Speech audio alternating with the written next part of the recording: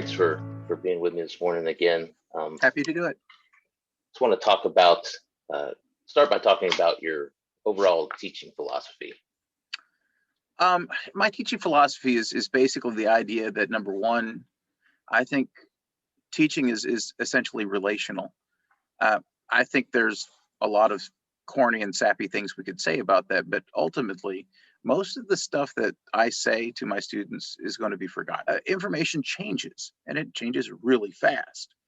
And so really, when I start thinking about my teaching philosophy, I intentionally stress the idea of critical thinking. I have to foster an environment where failure is not something we avoid, but where failure is something that's okay. And that asking questions that you don't know where the answers might lead is also okay. I stress a lot of playing devil's advocate, advocating for a position you may or may not hold in an environment where students are allowed to question things. They have to feel a lot of trust and, quite frankly, a lot of light. And so I think when it comes to educational philosophy, critical thinking is the most important thing I teach. And secondly, that relational piece. And I guess third is the idea of value clarification. In other words, what's really important to you? What are some things you do aside from trying to connect to the values that help you build relationships with your students? I call them by name. I mean, the real simple strategies are I call them by name, I ask about how they're doing, and I listen to the answer.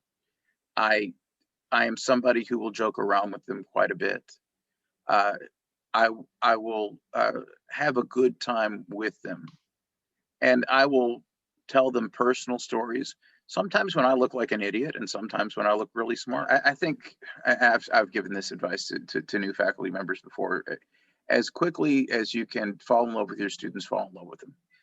Praise them for the things that they do really well. Help them with the things that they don't do very well.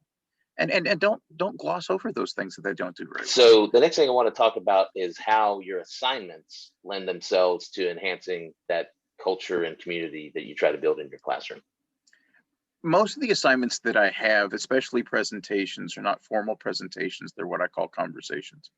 And what I say to my students is, I am always there as a resource. If you get stuck, call on me, but call on each other and ask one another, what do you think about this? The vast majority of people don't talk, but that does not mean the vast majority of people don't learn.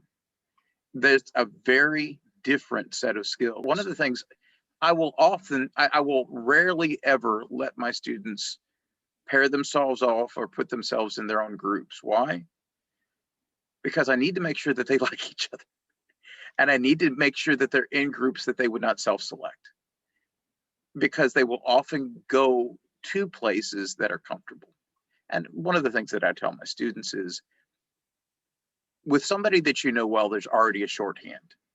With somebody you don't know well, there's not a shorthand, which is going to force you to explain things you probably don't think you need to explain. And that's probably a good exercise. One of the things I learned a long time ago is most of the criticism I get, I mean, I'm deserving of some criticism, absolutely. But a lot of the criticism I get, especially the sharper criticism, isn't really about me. It's about something else that's going on. And really, I know this, again, sounds really sappy. I really love those students. It's like, okay, something's wrong. Something's really genuinely wrong. So to change gears a little bit, are there any tools in particular, and I'm thinking specifically about Zoom, how have you been able to take your philosophy and apply it in this new hybrid / online environment that we've kind of been thrown into? How's that gone? Well, as much as I can, I try to get my students to turn on their cameras. Some of them are still very reticent about it. When they do turn on their cameras, I say they have faces. And so it's that idea of personhood. But if they don't have their camera on, I try to minimize it as much as I can. I try to praise the people who have cameras on. And so that's that idea of positive reinforcement.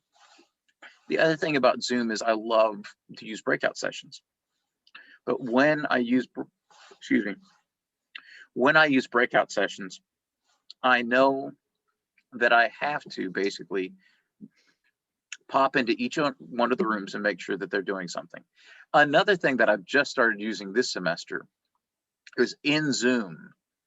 I use OneNote extensively, but I've also started using Google Docs. And what I'll do is I'll ask them, okay, I need you to come up with a list of whatever. And I've created Google Docs for each one of you, for each group. I need you all to start working on that Google Doc together. The nice thing that it does for me is I can start seeing, okay, how many people are actually contributing to the Google Doc. I basically have a dashboard and I can see, okay, are they actually focusing on the assignment, or is there just no activity going on here at all? So it's actually a really nice little metric that tells me, and is it just one person typing, or are there multiple people typing at the same time? That tells me quite a bit right there. Breakout rooms for me is really excellent. One of the other things, I mean, I can on occasion record sessions. I don't do that willingly because I want some incentive for the student to be in the classroom. And I would much rather not record and them get class notes versus just watch a recorded message. Why? I want value in the interaction. I want them to see the interaction in real time. So am very open about the limitations of the platform with the students. If they start piling on criticism about Zoom, that's fine. And I will absolutely say, yep, you know, guys, this is not ideal, but it is what we have. And guess what? This is going to allow us to continue in education. So I'm grateful for that.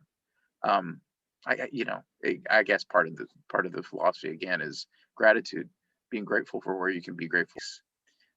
Another advantage that I have about with Zoom, and this is, I mean, is the back channel conversation that I'm not privy to, that I know exists, that they're probably talking about something in chat that I can't see, and that's fine with me. I think one of the things that's advantageous to that, I promise you they are absolutely talking about the Super Bowl or whatever, but I also promise you somebody is asking, what did he just say? What does that mean? And they're asking clarifying questions of one another. Holy cow, that is exactly the environment I want them to have, which is they can help solve each other's problems. And by the way, I mean, often the way, if I've already explained something to the class and somebody who was not paying attention asks exactly the same question again, often what I will do is say, okay, guys, here's an opportunity. Somebody explain that to them. I want to see how you guys understand what I just said. Boy, I tell you what, that works almost every time. And often what happens is I hear what they heard. And sometimes it's accurate, sometimes it's not. And by the way, if it's not accurate, that's on me. So, I mean, that's something I need to fix. And it becomes a point of conversation.